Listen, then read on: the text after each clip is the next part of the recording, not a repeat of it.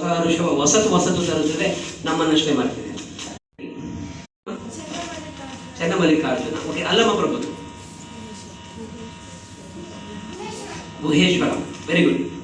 ಇದೇನಪ್ಪ ಅಂದ್ರೆ ಆ ವಚನಗಳ ಅಂಕಿತವನ್ನು ಯಾಕೆ ಇಟ್ಕೊಂಡ್ರಪ್ಪ ಅಂದ್ರೂ, ನುಡಿಯು ಅದೇ, ನಡೆನುಡಿಗಳು ಒಂದಾಗಿದೆ, ಅರಿವು ಮತ್ತು ಆಚಾರ.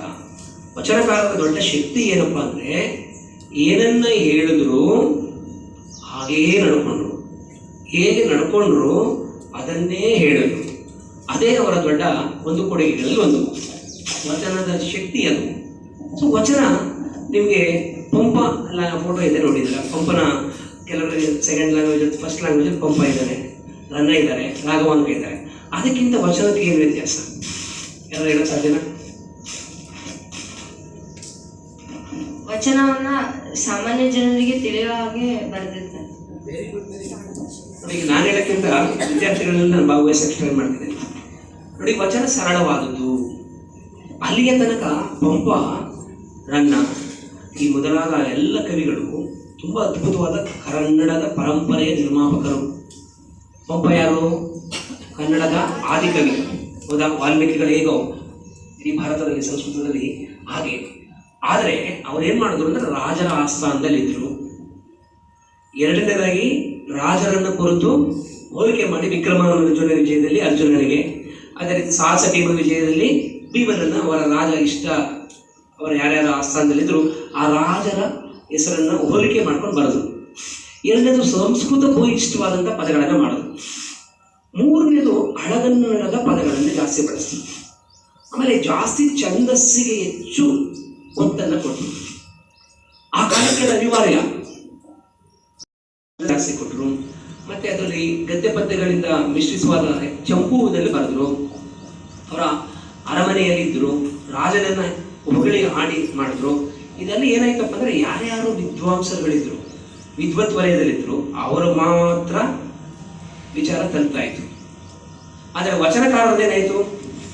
ಅಳಬೇಡ, ಹುಸಿಯ ನುಡಿಯಲು ಬೇಡ, ಅಸಹ್ಯ ಪಡಬೇಡ, ಮನೆಯ ಸಾಸಿವೆಯ ತಾರೆಯ ಹೋಗಿ ಎಲ್ಲರ ಮನೆಯಲ್ಲೂ ಸಾಹಿತ್ಯ ಇತ್ತು. ಹಾಗಾಗಿ ನೋಡಿ, ಬುದ್ಧಿಸಮ್ ಕನೆಕ್ಟ್ ಮಾಡ್ತಾರೆ. ಅಳಬೇಡ, ಎಲ್ಲರಿಗೂ ಕೊಲ್ಲಬೇಡ. ನೋಡಿ, ಅಂಗುಲಿ ಮಗನ ಕತೆ, ಬೇರೆಯವ್ರನ್ನ ದಾರಿ ಬಂದವರೆಲ್ಲ ಕೊಲ್ತಾ ಇರ್ತಾರೆ. ಆದ್ರೆ ಒಂದ್ ದಿವಸ ಒಬ್ರು ಸಾಧು ಬರ್ತಾರೆ, ಅವ್ರಿಗೆ ಭಯ ಇರಲ್ಲ. ಅವರು ಬುದ್ಧ ಅವ್ರು ಬರ್ತಾರೆ, ಅವ್ರಿಗೆ ಭಯ ಇರಲ್ಲ. ಅವರು ಕೊಲ್ತೀನಿ, ಅಂಗುಲಿ ಮಾರವ್ರು ಕೊಲ್ತೀನಿ ಅಂದಾಗ ಅವರು ಸರಿ ಕೊಲ್ಲು, ನನಗೇನು ಭಯ ಇಲ್ಲ ಅಂತ ಹೇಳ್ತಾರೆ. ಇವ್ರಿಗೆ ಅವಾಗ ಆಶ್ಚರ್ಯ ಆಗತ್ತೆ. ಈಗ ಬೇರೆಯವ್ರು ಬಂದಾಗ ಅವರಿಗೆ ಕೊಲ್ತೀನಿ ಅಂದಾಗ ಎಲ್ಲರೂ ಭಯ ಆಗಿ ಸಾಮಾನ್ಯವಾಗಿ ಓಡಕ್ ಶುರು ಮಾಡ್ತಾರೆ. ಆದ್ರೆ ಇವರಿಗೆ ಈ ತರ ಭಯ ಅನ್ನೋದು ಇರಲ್ಲ. ಅವಾಗ ಅದಕ್ಕೆ ಅವ್ರು ಹೇಳ್ತಾರೆ, ನಿಮಗೆ ಭಯ ಇಲ್ಲ, ಏನು ಇಲ್ಲ, ನನಗೆ ಅರ್ಥ ಆಗ್ತಿಲ್ಲ ಅಂತ. ಅದಕ್ಕೆ ಅವ್ರು ಹೇಳ್ತಾರೆ, ಈಗ ನೀವು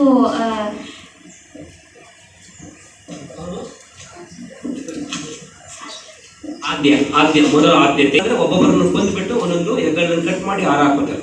ಆ ಹಾರ ಹಾಕೊಂಡಿದ್ದನು ಈಗ ಬರ್ಬೇಕಾದ್ರೆ ಏಕಾಕ್ಷ ಮತ್ತು ಬಲಿದಾಶ ಅನ್ನುವಂಥ ಇವ್ರ ಜೊತೆ ಬರ್ತಾನೆ. ಯಾರ ಜೊತೆ? ಹಿಂಬಾಲಕರು, ಸಹಚರರು, ಫಾಲೋವರ್ಸ್ ಜೊತೆ ಬರ್ತಾ ಇದ್ದಾನೆ. ಅವಾಗ ಬುದ್ಧಂ ಶರಣಂ ಗಚ್ಚಾಮಿ ಅನ್ಕೊಂಡು ಬರ್ತಾ ಇದ್ದಾನೆ. ಅವನು ಎದುರುಗಡೆ ಬರ್ತಾನೆ. ಇನ್ನಾರು ಅಂದಾಗ, ನಿಂತ್ಕೊಳ್ಳಿ ಅಂದಾಗ, ನಾನು ನಿಂತಿದ್ದೀನಿ, ನೀನು ನಿಂತಿದ್ದೀಯಾ ಅಂತ ಪ್ರಶ್ನೆ ಕೇಳ್ತಾನೆ. ಆಗ ನನ್ನದೇನು ಹೇಳ್ತೀನಿ, ಇಡೀ ವಿಶ್ವದ ಎಲ್ಲ ಕಡೆಯನ್ನು ಕೂಡ ದಶದಿಕ್ಕುಗಳನ್ನು ಕಂಡ್ರೆ ಇರ್ತಾರೆ, ನೀನು ಯಾರು ಅಂತ ಕೇಳಿದಾಗ ನಿಲ್ಲಿಸು ಕಂದ ಇತ್ಯಾದಿ ಮಾತಾಡ್ತಾನೆ. ಕಂದ ಅಂದ ತಕ್ಷಣ ಅವನು ಒಳಗಡೆ ಇರ್ತಕ್ಕಂಥ ಒಂದು ಕ್ರೂರತ್ವ ಇರುತ್ತಲ್ಲ, ಏನು ಮಗ, ಯಾರೋ ಒಂದು ಆಕ್ಸಿಡೆಂಟ್ ಆಗುತ್ತೆ, ಬಸ್ಸಲ್ಲಿ ನೋಡಿರ್ತೀರ, ಯಾವುದೋ ಸ್ಕೂಟರ್ ಎಲ್ಲ ಆಕ್ಸಿಡೆಂಟ್ ಆಗಿರುತ್ತೆ, ಅವನು ಹೊಡೆದ ತಕ್ಷಣ ನಿಮ್ದು ತಪ್ಪಿರುತ್ತೆ ಅಥವಾ ಅವ್ರದ್ದು ತಪ್ಪಿರುತ್ತೆ, ಆಯ್ತು ಬಿಡೋಣ, ಕ್ಷಮಿಸ್ಬಿಡೋಣ, ಸಾರಿ ಅಣ್ಣ ಅಂದ್ಬಿಟ್ರೆ, ಅಣ್ಣ ಅಂದ ತಕ್ಷಣ ಏನು ಮಾಡ್ತಾನೆ ಗೊತ್ತಾ? ಹೊಡಿಬೇಕು ಅಂತ ಬೈಬೇಕು ಅಂತಂದ್ರೆ ಸ್ವಲ್ಪ ಸಾಫ್ಟ್ ಆಗ್ತದೆ. ಹೌದಿಲ್ವಾ?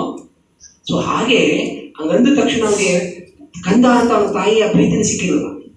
ಹಂಗಂದ ತಕ್ಷಣ ಕಾರಣ ಆಗ್ತಾನೆ, ಅವನ ಕಣ್ಣುಗಳಲ್ಲಿ ಕರುಣೆಯ ರಸವನ್ನೇ ಬರುತ್ತೆ. ಆಮೇಲೆ ಪರಿವರ್ತನೆ ಆಗ್ತಾನೆ. ಕೊನೆಗೆ ಅವನು ಒಬ್ಬ ದೊಡ್ಡ ವ್ಯಕ್ತಿ ಆಗ್ತಾನೆ. ಅದಕ್ಕೆ ಅವನ ಬಗ್ಗೆ ನೀವು ಮಾತಾಡ್ತಿದ್ದಿಲ್ಲ. ಇನ್ನೊಂದು ವರ್ಷ ಏನಾಗುತ್ತೆ, ಸಿಂಪಲ್ ಕಥೆ ಇದು. ಅವನು ಇದೇ ತರ ಬರ್ತಾನೆ, ನೀನು ಏನ್ ಬೇಕಾದ್ರೂ ಮಾಡ್ತೀಯಾ, ಅದನ್ನ ಕೊಂಬೆ ಇದೆಲ್ಲ ಅದನ್ನು ಕಟ್ ಮಾಡ್ಕೊಂಡ ಕತ್ತರಿಸು ಅಂತ. ಕೊಂಬೆ ಕೈಯಲ್ಲಿ ಏನಾಗ್ಬಿಟ್ಟು ಕೈಯಲ್ಲಿ ಹೇಳ್ಕೊಂಡ್ಬಂದ್ಬಿಡ್ತಾನೆ, ಅದು 5 ರೂಪಾಯಿ ಮತ್ತೆ ಮೆಣಸು ಅಂತ ಹೇಳ್ತಾನೆ. ಆಗ ಒಬ್ಬ ಒಬ್ಬ ಜೀವ ತೆಗಿಬೋದು, ಜೀವ ಕೊಡಕ್ಕಾಗಲ್ಲ ಅಂತ. ಅದಲ್ಲ, ಕೊಲ್ಲಬೇಡ ಇಷ್ಟೇ ಕತೆ ಮುಖಾಂತರ ಅಲ್ವಾ. ಹುಸಿಯ ನುಡಿಯಲು ಬೇಡ. ಹುಸಿ ಅಂದ ತಕ್ಷಣ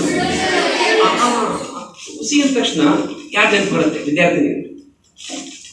ವಿದ್ಯಾರ್ಥಿನಿ ಅಂತ. ಸತ್ಯದ ಕತೆ ಯಾರು? ಆಮೇಲೆ ಧರ್ಮರಾಯ, ಆಮೇಲೆ ಗಾಂಧೀಜಿ, ವೆರಿ ಗುಡ್. ಆಮೇಲೆ ಇನ್ನು ಬಹಳ ಮುಖ್ಯವಾದ ಒಂದು ಹಾಡು, ಸತ್ಯವೇ ನಮ್ಮ ತಾಯಿ ತಂದೆ, ಸತ್ಯವೇ ನಮ್ಮ ಬಂಧು ಬಳಗ. ಹೌದಾ? ಹುಸಿಯ ನುಡಿಯಲು ಬೇಡ, ಅನ್ಯನ ಕಂಡು ಅಸಹ್ಯ ಪಡಬೇಡ. ನಿನ್ ಕಪ್ಪಿದ್ಯಾ, ನಿನ್ ಬೆಳ್ಳಗಿದ್ಯಾ, ನಿನ್ ದಪ್ಪಕ್ಕಿದ್ಯಾ, ನಿನ್ ಉದ್ದಕ್ಕಿದ್ಯಾ, ಅಂತ ಅನ್ನಬಾರ್ದು. ಅದು ಜೆನೆಟಿಕ್ಸ್, ಅದು ಗಾಡ್ ಗಿಫ್ಟ್, ಅದು nature gift, what ever it may be. ನೀವು ಸೈನ್ಸ್ ಬಗ್ಗೆ ಥಿಂಕ್ ಮಾಡಿ, ದೇವರನ್ನು ನಂಬಿ, ಎಲ್ಲ ಥರದ ಜನರು ಇದಾರಲ್ಲ, ಲೋಕೋಭಿವೃದ್ಧಿ ಅಂದಾಗ ಯಾವ ಥರ ಇರಲಿ, ಎಲ್ಲ ಮನುಷ್ಯರು, ಎಲ್ಲರೂ ಹೃದಯ ಇದೆ. ಹೌದಲ್ಲ? ಹಾಗಾಗಿ ಅನ್ಯರ ಕಂಡು ಅಸಹ್ಯ ಪಡಬೇಡ. ಇವತ್ತೇನಿದೆ, ಕಲರ್ ಬಯಾಸ್ ಇದೆ. ನಮ್ಮ ಇಂಡಿಯಾದಲ್ಲೂ ಕೆಲವು ಕ್ಯಾಸ್ಟಿಸಮ್ ಎಲ್ಲ ಇದೆ.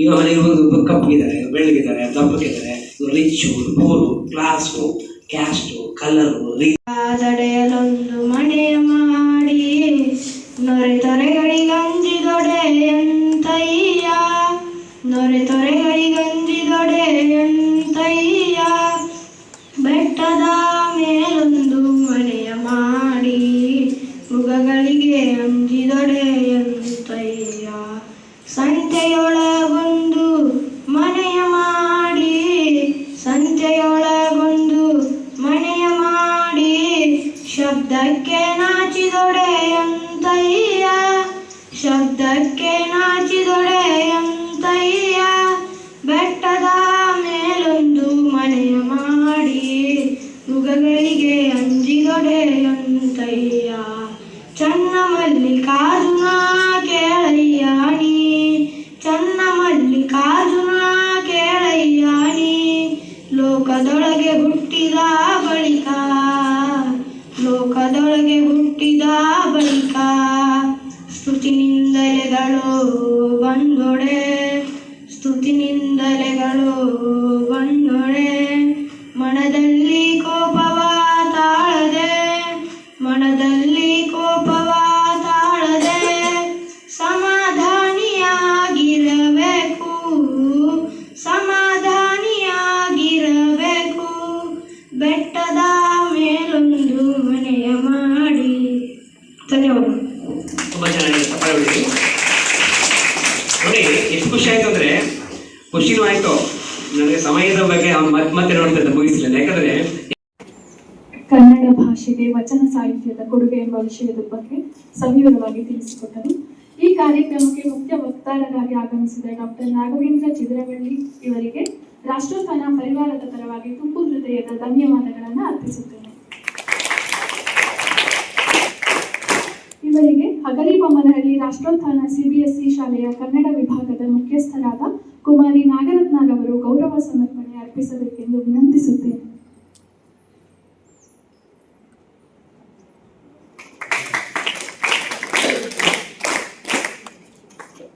ಹಾಗೆಯೇ ಈ ಕಾರ್ಯಕ್ರಮಕ್ಕೆ ಆಗಮಿಸಿದ ರಾಷ್ಟ್ರೋತ್ಥಾನ ಪ್ರಕಲ್ಪಗಳ ಎಲ್ಲ ಶಿಕ್ಷಕ ವೃಂದದವರಿಗೂ ಕೂಡ ಗೌರವಪೂರ್ವಕ ಧನ್ಯವಾದಗಳನ್ನು ಸಲ್ಲಿಸುತ್ತೇನೆ. ಹಾಗೆ ಈ ಸುಸಂದರ್ಭದಲ್ಲಿ ಕುತೂಹಲ ಹಾಗೂ ಉತ್ಸಾಹದಿಂದ ಆಲಿಸಿದ ನನ್ನ ಮುದ್ದು ಮಕ್ಕಳಿಗೂ ಕೂಡ ಪ್ರೀತಿಪೂರ್ವಕ ವಂದನೆಗಳನ್ನು ಸಲ್ಲಿಸುತ್ತೇನೆ.